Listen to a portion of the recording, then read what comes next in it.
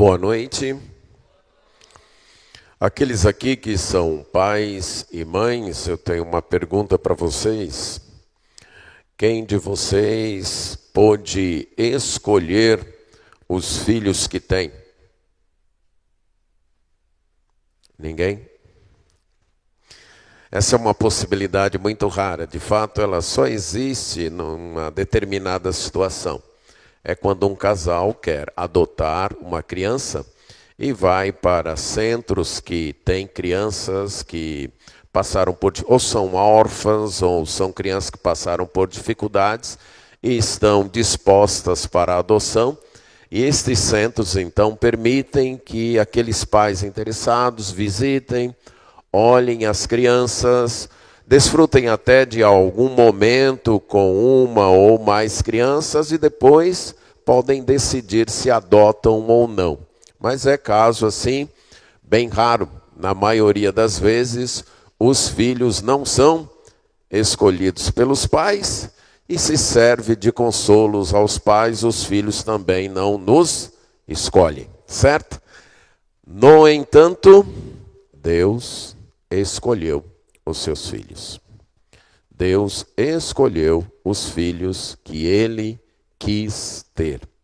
De fato, todos que são filhos de Deus foram escolhidos por ele para serem adotados por ele.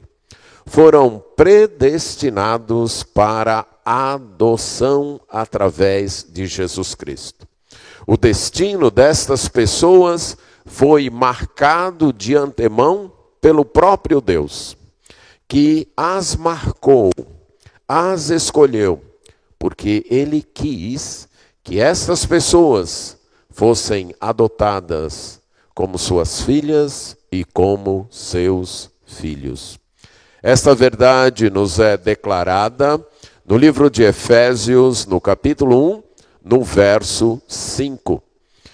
Todo esse texto de Efésios, de capítulo 1, versos 3 a 14, formam um longo parágrafo, uma espécie de cântico composto pelo autor da carta, o apóstolo Paulo, no qual ele louva a Deus pelas bênçãos. O apóstolo Paulo, ao expor estas bênçãos, ele não pretende discuti-las como doutrinas. Ele pretende apenas mostrar que o povo de Deus tem sido abençoado desta maneira e, portanto, Deus merece ser louvado por isso. Vamos expor hoje à noite o verso 5. Já fizemos o verso 3, o verso 4, já fizemos a exposição desses dois. Hoje é o verso 5. Mas, para manter o entendimento do fluxo de todo o parágrafo, vamos ler capítulo 1, versos 3 a 14, que diz assim: Bendito seja o Deus e Pai de nosso Senhor Jesus Cristo, que nos abençoou em todas as bênçãos espirituais nas regiões celestiais em Cristo. Assim como nos escolheu em Cristo antes da fundação do mundo, para sermos santos e irrepreensíveis diante dele. E em amor nos predestinou para ele, para sermos filhos por adoção, por meio de Jesus Cristo, segundo o bem-querer da sua vontade, para louvor da glória de sua graça, que ele nos concedeu gratuitamente no amado.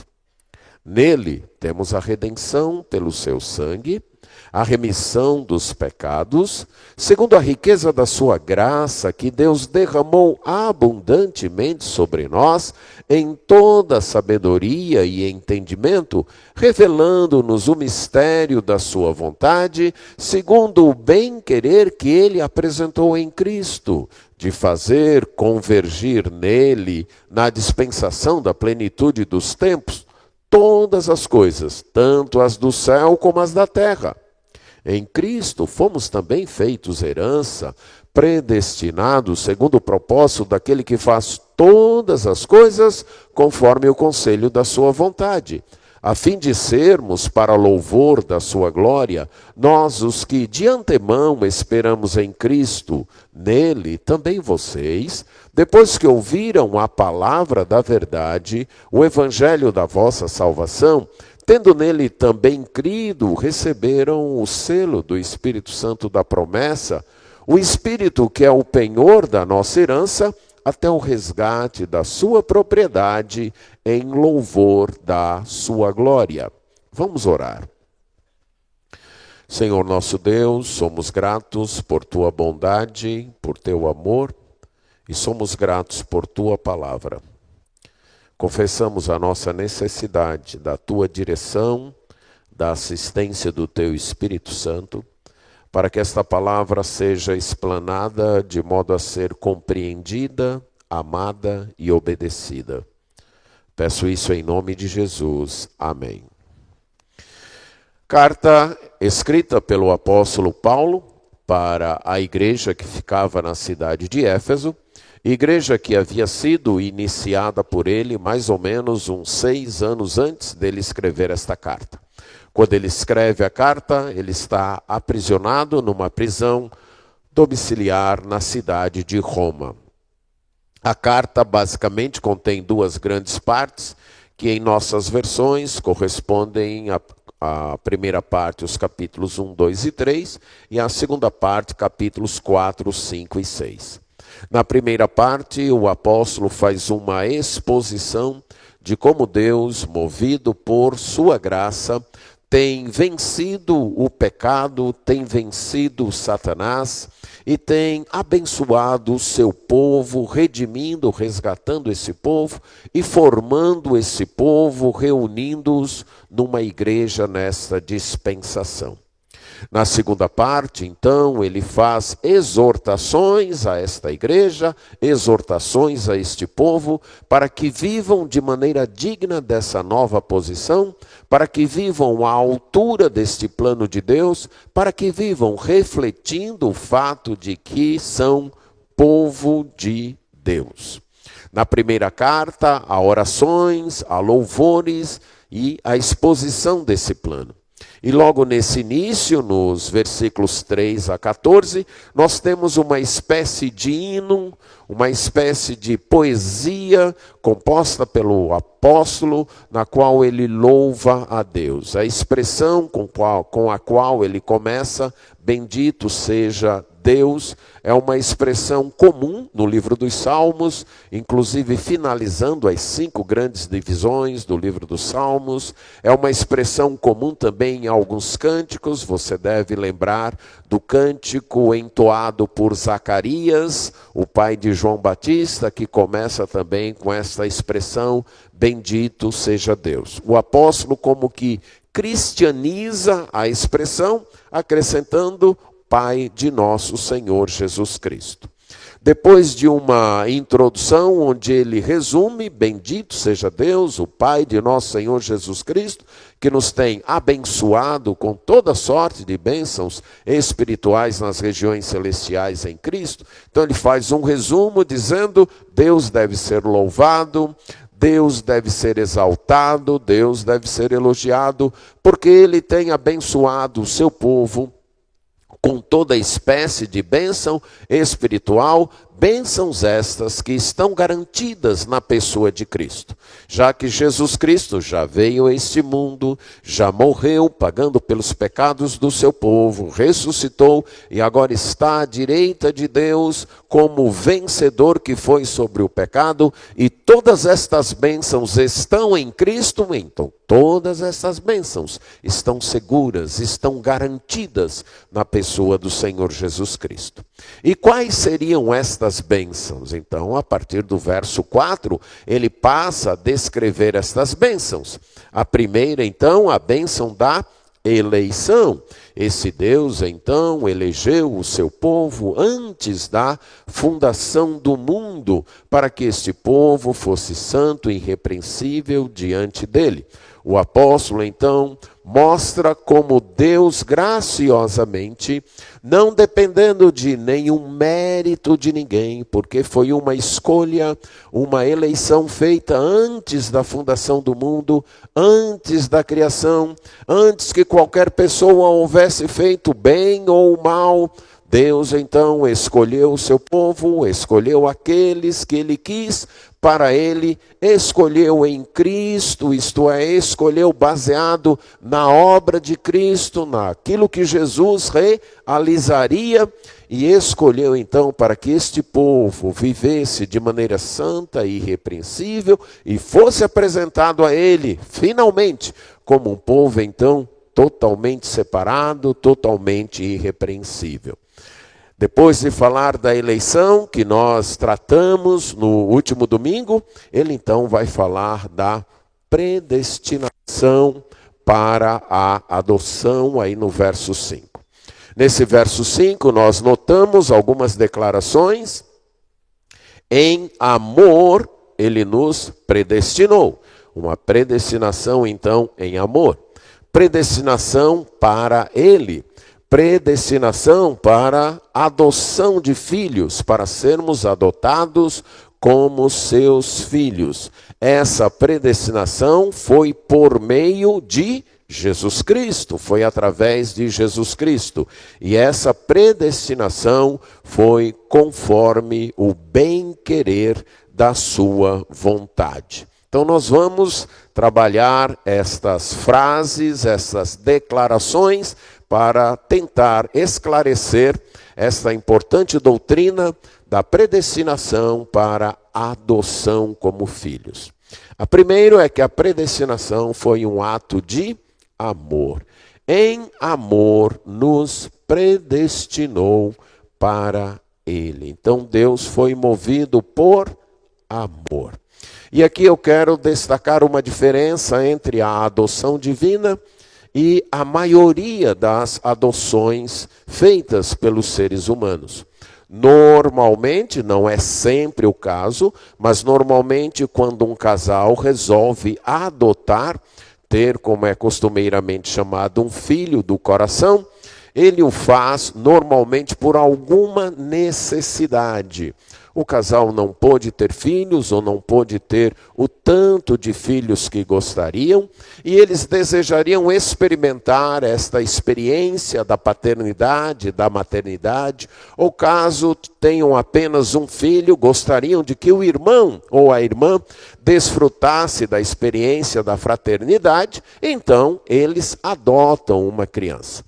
O motor aqui da ação, o que move aquelas pessoas a isso é uma necessidade que eles têm.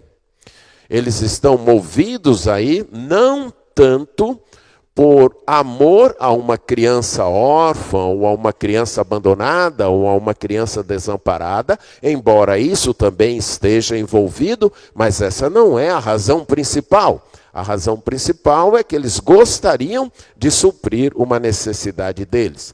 Não que isto esteja errado, eu estou apenas apresentando para mostrar a diferença entre a adoção humana e a adoção divina. Deus não precisava adotar ninguém. Ele é Deus, ele se basta, ele não tem necessidades.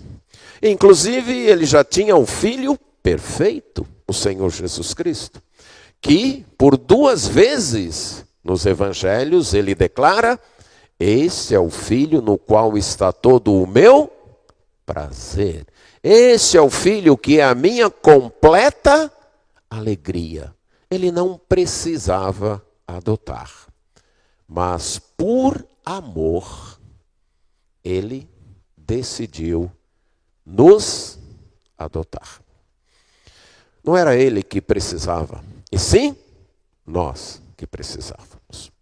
E ele olhou para nós e nos marcou para sermos adotados como seus filhos. A predestinação foi um ato de amor. A palavra predestinar, a ideia de destinar antecipadamente, que indica marcar de antemão, na língua original, o termo é formado por um verbo que significava marcar uma fronteira, marcar os limites de um terreno. E contém já nesta ideia o significado de marcar de antemão, de antecipadamente dizer, olha, o limite desse terreno é daqui até lá. Foi usado, inclusive, em termos figurados, para marcar o limite de tempo para algum evento e fazer essa marca de antemão.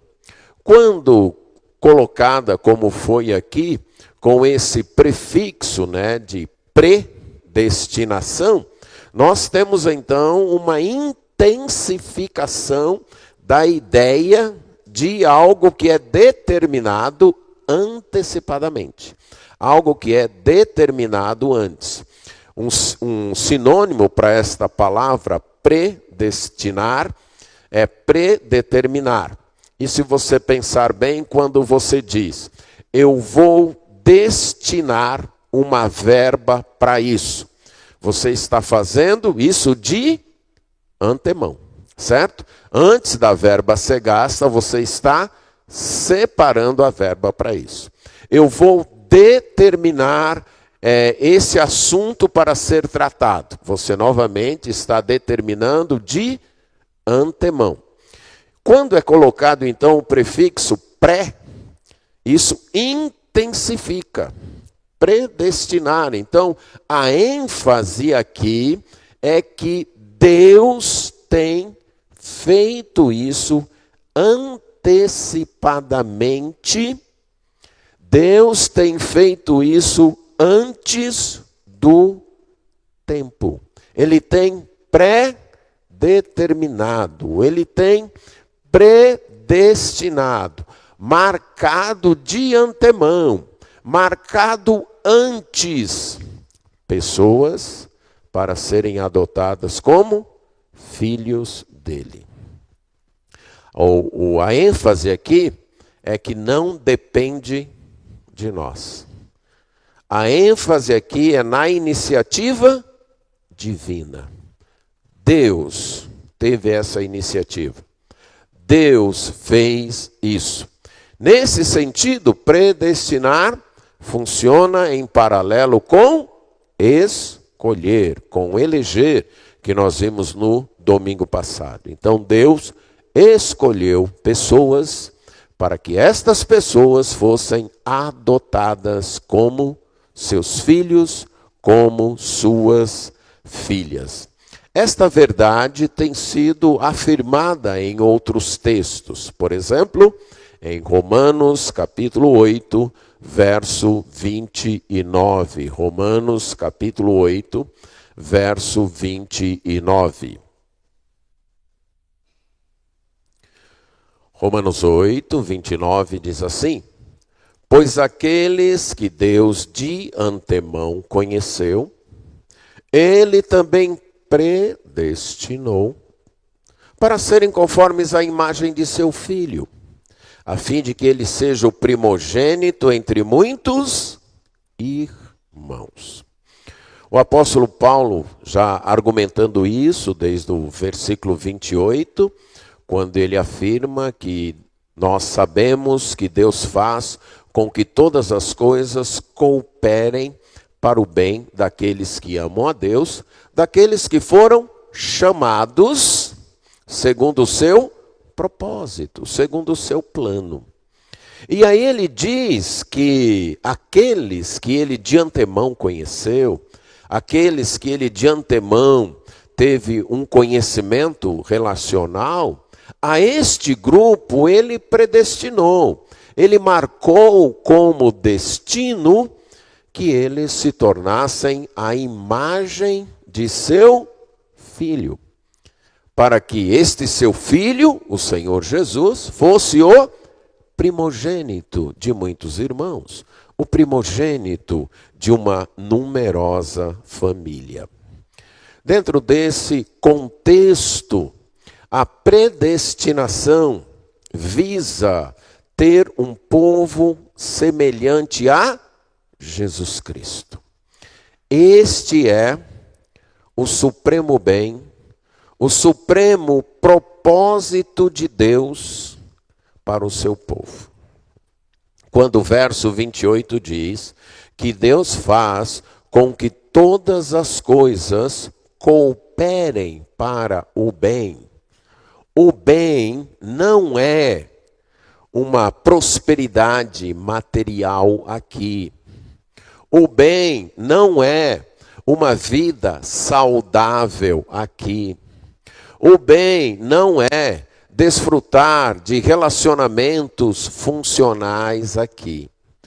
Todas estas coisas são bênçãos. Todas estas coisas são bens.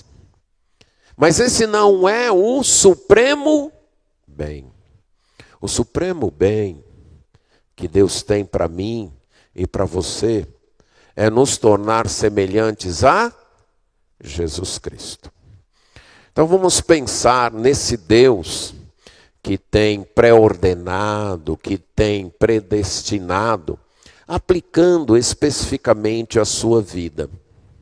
Por exemplo, você não escolheu seus pais, não é verdade? Quem foi que escolheu? Deus. Quer você goste, quer você não goste disso, tá ok? Mas foi Deus. Quem foi que escolheu sua genética? Talvez você gostasse de ser um pouco mais alto, um pouco mais forte, ter os olhos azuis ou coisa semelhante. Mas quem foi que escolheu sua genética? Deus. Quem guiou as coisas, destinou as coisas para que você nascesse no lugar onde você nasceu? Deus. Talvez você não goste do lugar onde você nasceu, mas foi Deus que, certo? Quem trabalhou as coisas para que você fosse educado, instruído da maneira como você foi instruído? Deus. Você não fez nenhuma dessas escolhas. Isso você tem que concordar comigo. Você escolheu nascer? Não. Você escolheu seus pais? Não. Você escolheu sua genética? Não. Você escolheu o local e o tempo onde você nasceu? Não. Você escolheu a forma como você foi criado? Não. Você passou a fazer certas escolhas depois de um certo tempo, e se você pensar bem, estas escolhas que você fez já foram guiadas, determinadas por estas outras escolhas, estes outros fatos que haviam acontecido em sua vida. De modo que foi Deus. E sabe por que Deus fez do jeito que Ele fez? Porque Ele viu que essa seria a melhor maneira para guiar você para ser semelhante ao seu Filho Jesus. Então foi por isso que Deus guiou sua vida. Que Deus fez estas escolhas que você não fez. Porque Ele tem um propósito. O supremo propósito. Fazer de você alguém semelhante a Jesus Cristo. Para pertencer a esta numerosa família, que será a sua família, se você segue a Cristo, a sua família eterna e perfeita.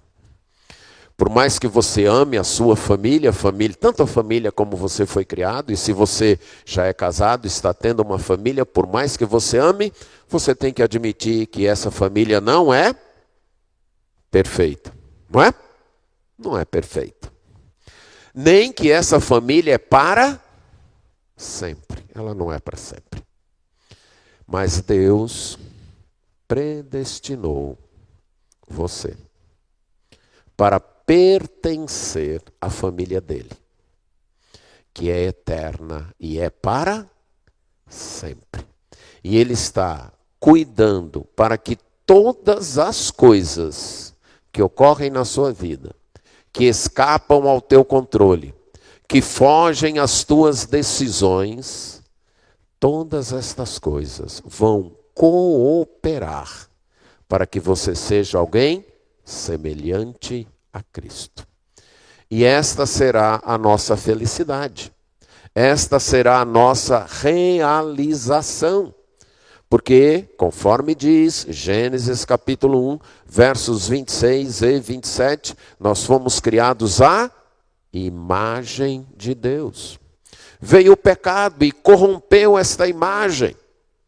Deus, através de Cristo, está corrigindo esta imagem, restaurando esta imagem.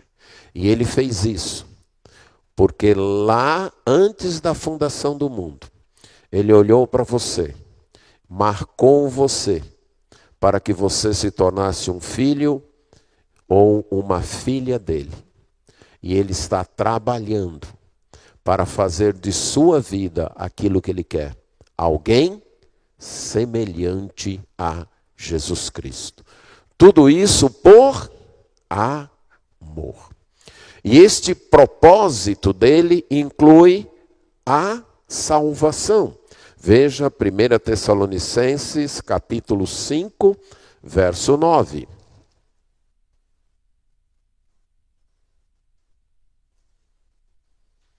1 Tessalonicenses capítulo 5, verso 9, ele diz o seguinte: porque Deus não nos destinou para a ira, mas para alcançar a salvação, mediante nosso Senhor Jesus Cristo. O propósito de Deus de ter você adotado na sua família, ter você adotado como seu filho, sua filha, de levar você para ser a imagem do Senhor Jesus Cristo, para que você seja alguém semelhante a Jesus, inclui livrar você da ira. Ele não nos destinou para a ira, mas para alcançar a salvação que Ele tem providenciado através do Senhor Jesus Cristo. A filiação divina, então, é este alvo da ordenação de Deus. Nossa certeza de salvação descansa não nos nossos méritos, não nas nossas decisões, mas descansa na iniciativa divina, no propósito divino. A predestinação, então, foi um ato de amor.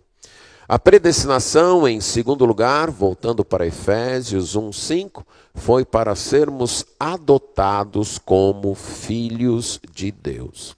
Essa ideia de adoção era comum no Império Romano, na época em que Paulo viveu.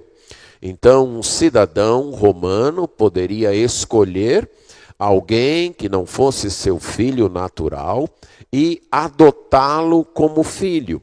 E quando ele fazia isso, então esta pessoa recebia todos os direitos de um filho natural, inclusive o nome da família. Esta pessoa, então, era incluída e passava a desfrutar do nome da família, da posição da família, dos direitos de herança da família e, inclusive, essa pessoa, quando era adotada, se ela tivesse dívida, as dívidas eram canceladas. Ela agora pertencia a uma nova família. Esse é o termo, então, que Paulo escolhe para falar do que Deus fez. A predestinação foi para a adoção. Por sua graça, Deus então nos concede um novo status. Agora somos filhos de Deus. Fomos adotados.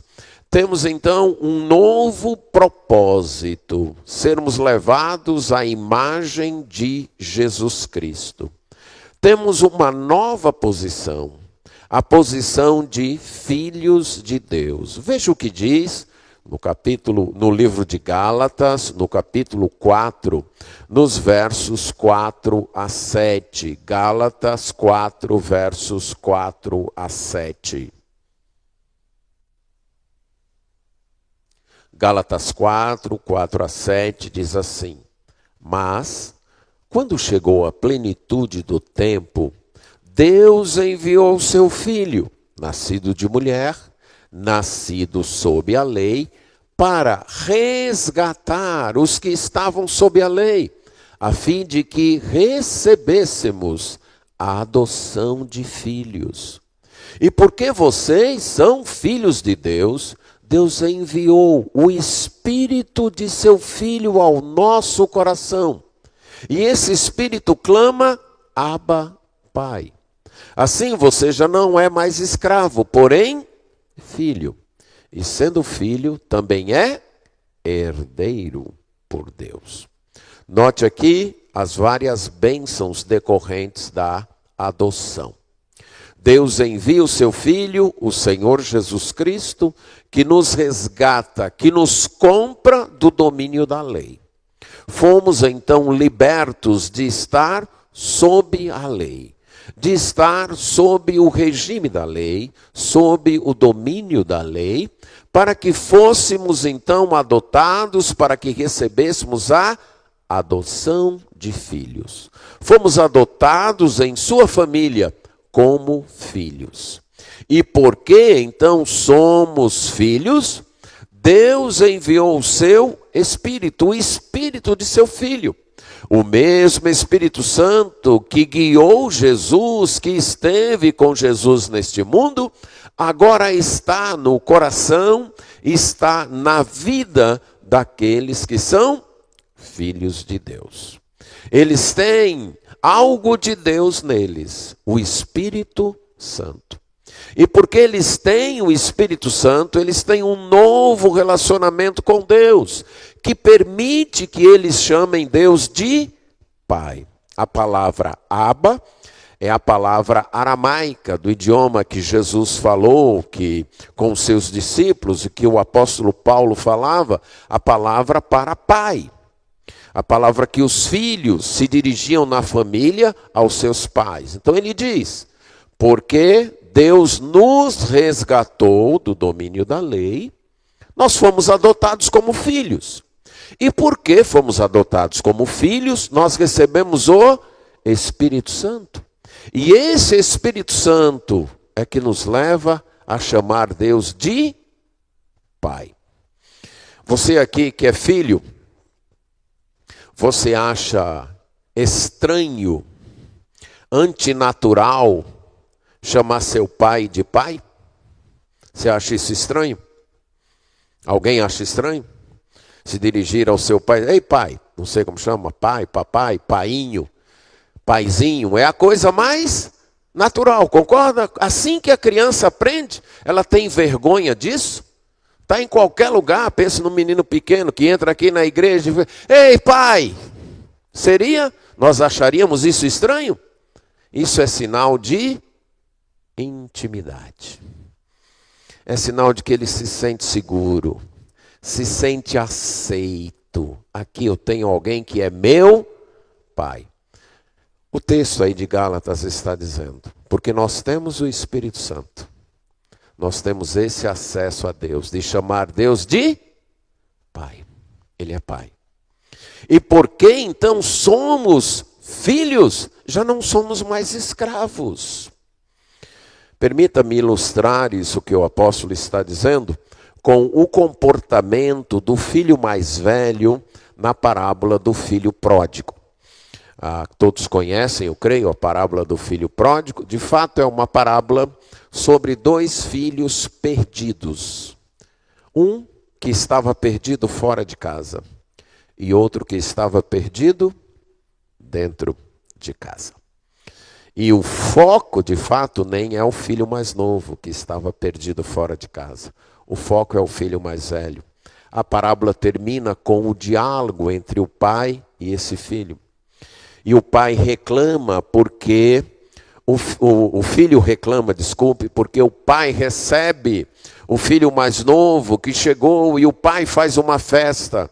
E o filho reclama dizendo o seguinte: durante todos estes anos eu te servi e você não me deu nenhum cabrito para que eu me alegre com os meus amigos. E o pai responde: meu filho, o que é meu é teu. Só que esse filho não tinha entendido isso. Note a linguagem dele. Durante todos estes anos eu te servi. Ele, em certo sentido, não se considerava filho, mas servo. Não se sentia em liberdade para desfrutar do que era seu, porque o pai disse: o que é meu é seu. Mas ele não tinha. Muitas pessoas se sentem assim em relação a Deus, como escravos e não como filhos. Não se sentem em liberdade para dirigir a Ele, para clamar a Ele, para buscar a Ele em momentos de aflição, quando precisam do socorro dEle. Não se sentem em liberdade para agradecer a Ele. Ainda não caiu a ficha de que são filhos. Mais ou menos como alguém que foi adotado numa família que já tinha outros filhos. E aí, quando a pessoa é adotada naquela outra família, o pai e a mãe dizem: olha, você foi adotado, você chegou agora, mas você tem os mesmos direitos destes outros que estavam aqui antes de você. Inclusive, o direito de me chamar de pai e de chamar essa mulher de mãe. Mas aquela criança ainda se sente estranha. Ela não consegue entender esta mudança.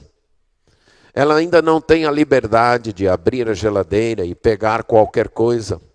Ela acha que está numa casa que não é dela.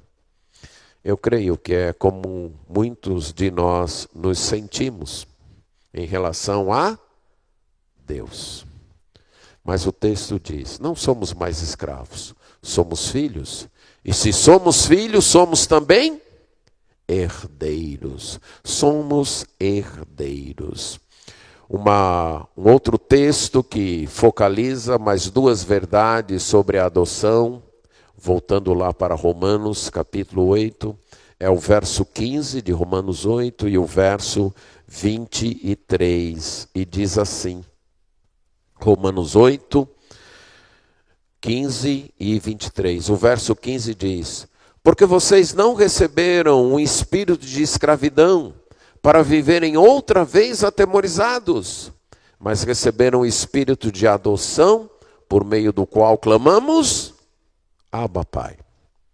Então, não recebemos mais um espírito de estranheza em relação a Deus, mas um espírito que nos dá acesso a esse Deus e que podemos chamá-lo de Pai e clamar a Ele.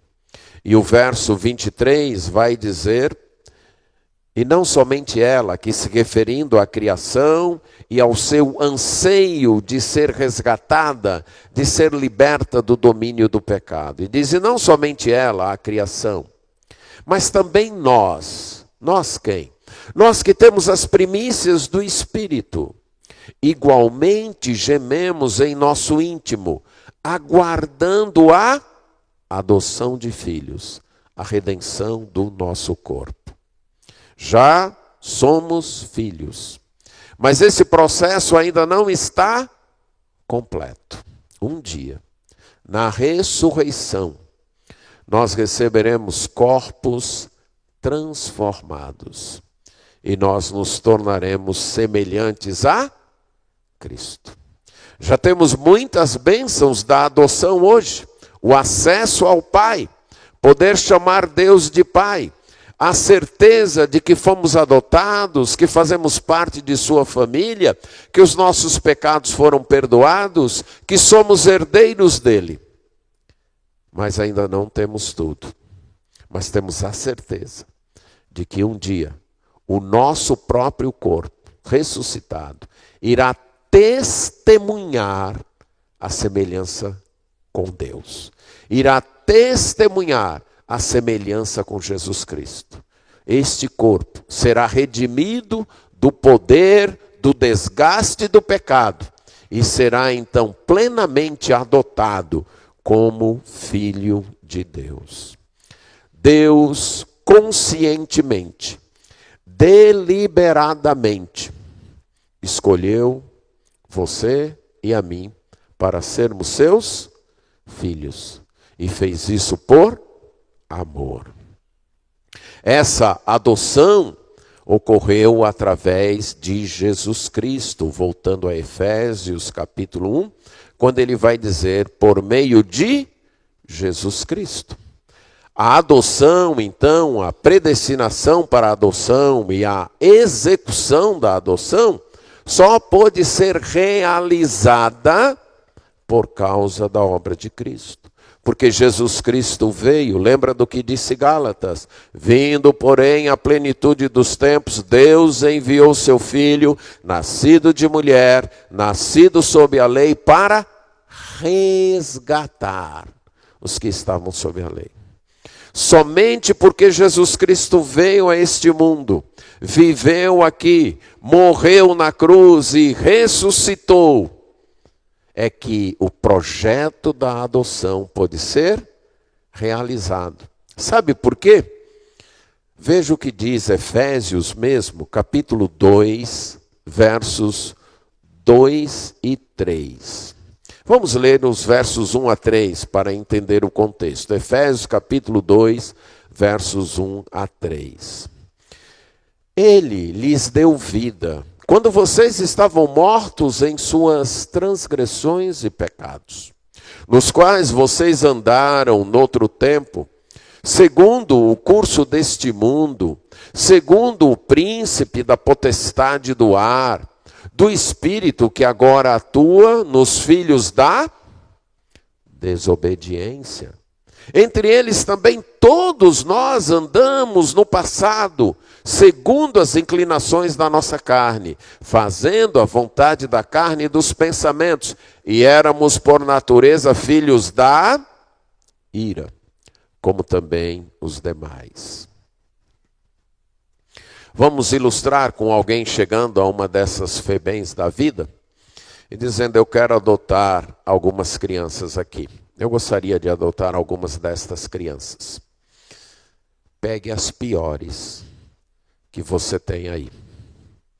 São essas que eu quero adotar. Foi isso que Deus fez. Lembra do que nós lemos no domingo passado? Deus não escolheu muitos nobres, Deus não escolheu muitos sábios, Deus não escolheu muitos fortes. Deus não escolheu muitos melhores.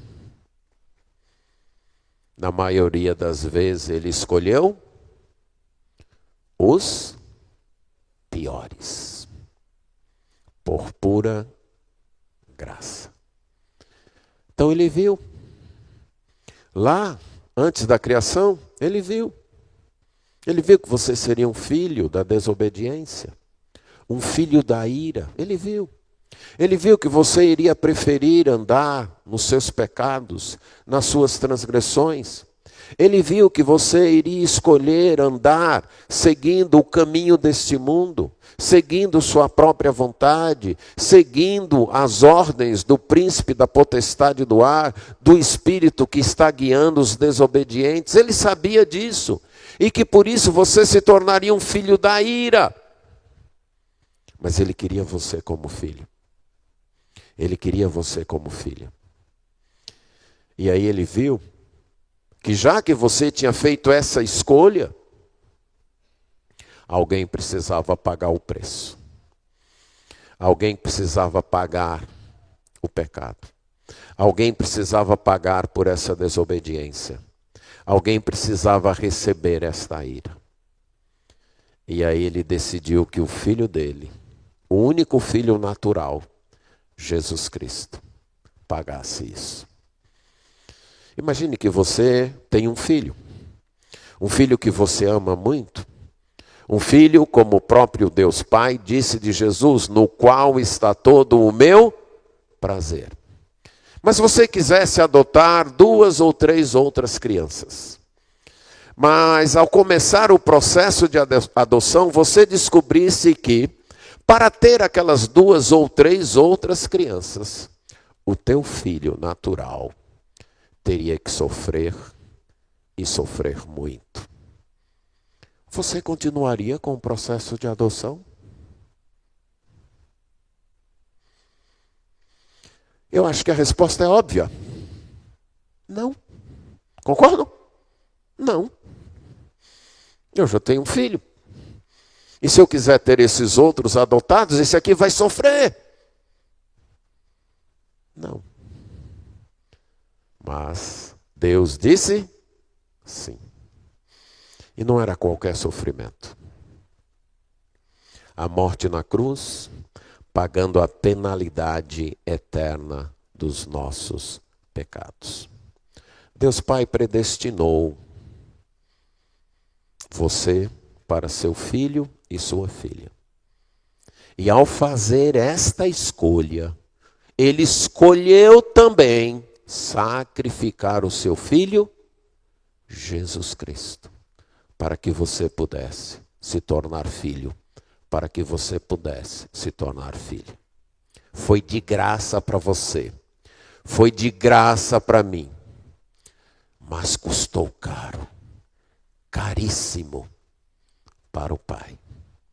Se hoje você pode chamar Deus de Pai, se hoje você pode se considerar filho e filha de Deus, foi porque Ele predestinou você para isso. E juntamente com isso, escolheu que o seu próprio Filho Jesus morresse na cruz, pagando pelos teus pecados e tornasse isso possível.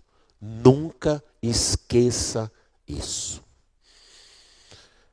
Muitas vezes nós banalizamos. Eu também sou filho de Deus. Eu também sou filha de Deus. Deus é meu Pai. Nunca esqueça o preço pago pelo Pai e pelo Filho dele, para que você fosse filho, para que você fosse filha dele. Nunca esqueça isso. A filiação é por meio de Jesus Cristo. E por último, a predestinação foi realizada conforme o bom prazer da vontade de Deus. Gente, Deus fez isso com alegria. Deus fez isso com prazer. Você pode imaginar isso? Conforme o bom prazer da sua vontade. Deus fez isso porque viu prazer nisso. Esse mesmo termo, bom prazer, é aquele utilizado, que eu já citei aqui, quando por 2 vezes, no momento do batismo e no momento da transfiguração, Deus falou, eis o meu filho no qual está todo o meu prazer. É a mesma coisa. Então Deus está dizendo, esse meu filho tem todo o meu prazer. E esse mesmo prazer eu senti quando eu predestinei você para ser meu filho. Quando eu predestinei você para ser minha filha. Uma ilustração que pode nos ajudar a entender isso é quando você compra um presente para o seu filho, um presente que dá mais alegria a você do que o seu filho. Muitas vezes você compra algo para o seu filho e dá para ele, e a pessoa que fica mais alegre é você. Quando você vê a alegria dele pegando o presente, a ansiedade dele rasgando o papel de presente, abrindo e os olhos brilhando, e você fica cheio de alegria com aquilo. Seu filho ficou alegre, mas você parece que ficou mais alegre. Recentemente um pai disse que levou a filha dele para o shopping, e lá ela quis andar naqueles carrinhos em que a criança senta, mas é o pai que vai guiando. E ele falou, eu não sei quem se divertiu mais. E alguém respondeu, eu sei quem se divertiu mais. Certo? Foi o pai, né, guiando ali para... Deus escolheu algo para o nosso bem. E ele sentiu prazer nisso. Ele não fez isso porque foi forçado. Ele não fez isso por necessidade dele. Ele não fez isso por alguma pressão social, por alguma pressão externa, nem por uma contrição interna. Ele fez isso pelo bom prazer da sua vontade. Quando se lembrar que você é filho, que você é filha de Deus, lembre, foi por amor. E Deus teve prazer em fazer isso. Esta mesma frase, essa mesma expressão, Jesus usou lá em Lucas 12, 32. Lucas 12, 32. Jesus diz assim em Lucas 12, 32. Não tenham medo, ó pequenino rebanho, porque o Pai de vocês teve o bom prazer em dar-lhes o seu reino. Se em algum momento você se sentir muito pobre, certo? Olhar para outras pessoas e dizer, puxa, fulano tem isso, eu não tenho, Beltrano tem aquilo, eu não tenho, tal. Se em algum momento, eu sei que você é crente em Cristo e raramente você se sente assim, certo? Mas se por acaso, em algum momento da vida, você se sentir assim, se você é filho de Deus, lembre que Deus teve prazer em te dar um reino, o reino dele. Foi prazeroso para ele, agradável para ele, fazer dos seus filhos seus herdeiros. É como um pai que trabalhou a vida toda, ajuntou posses e chega no final, prepara o testamento e diz, olha meus filhos, tudo isso que eu tenho, eu fiz para vocês. E eu vou passar para o nome de vocês com alegria, com prazer. Deus está construindo o seu reino, preparando o seu reino, o reino que ele vai instalar nesse mundo. E este reino, com prazer, ele estará doando para os seus filhos. Se você segue a Cristo, você tem sido predestinado por amor. Deus fez essa predestinação por amor. Predestinado para ser adotado como filho e como filha dele. Predestinado então através de Jesus Cristo, por causa da obra de Cristo. E essa predestinação Deus tem feito com prazer. Isso te dá uma nova identidade. Diante da pergunta, quem é você? Ou mesmo diante do pedido ou ordem, por favor, se identifique. Você sempre vai responder colocando sua identidade em relação a algo ou alguém que seja a referência naquele momento. Por exemplo, você chega na escola para uma reunião de pais, a escola do seu filho, e alguém pergunta, quem é você? Como é que você responde? A mãe de fulano, o pai de cicrano. Agora suponha que nesse mesmo dia você vai a um evento onde seu pai ou sua mãe estão sendo homenageados. E na entrada alguém te pergunta, quem é você? O que é que você responde agora? Eu sou o filho de fulano ou a filha de cicrano. O referencial mudou. As nossas identidades aqui têm referenciais mutáveis. Mas suponha que você está num ambiente em que a questão da profissão prevaleça. E alguém pergunte, quem é você? Professor, professora, mecânico, dentista, médico. Novamente o referencial mudou. Todos estes referenciais para a nossa identidade são referenciais importantes, mas são mutáveis. Mas porque Deus predestinou você para a adoção de filhos, você ganhou uma identidade imutável a partir de agora. Filho de Deus, filha de Deus. Quando em algum momento você se sentir em dúvida sobre quem você é, lembre-se, eu sou filho de Deus. Eu sou filha de Deus.